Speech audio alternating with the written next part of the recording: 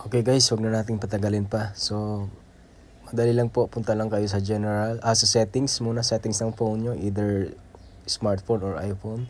So, gumagamit po ako ng iPhone. So, punta kayo sa settings, then general.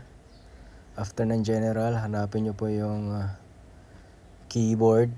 Yan, pag nakita nyo ng keyboard, i-click nyo lang po yun. Tapos, mag-add lang kayo ng keyboard doon sa settings. So, add nyo keyboard. Click nyo lang yung Arabic. Tapos may isang Arabic pa dyan sa baba. Then Arabic, click nyo yung keyboard na Arabic. Na plain lang huwag yung PC. Arabic lang. Then yung isang Arabic din sa baba. Arabic Najd ata. Najd, Arabic Najd. I-click nyo din yun, i-add nyo yun. Then click nyo ulit yung Arabic na word. Yung plain lang, huwag yung PC. So, pagkatapos nyan, automatic na yan guys, maging, pag i-open nyo yung Sahel app, magiging ano na siya, hindi na siya Arabic, English na siya. Check nyo, check natin ngayon. Yan, puntahan natin yung Sahel app. Yan na, English na. So, di ba? Galing. So, hindi na tayo mahirapan guys.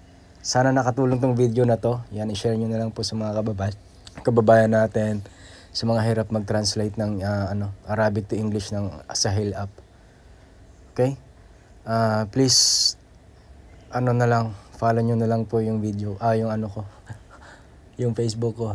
Help me reach 10k subscriber or followers. Thank you.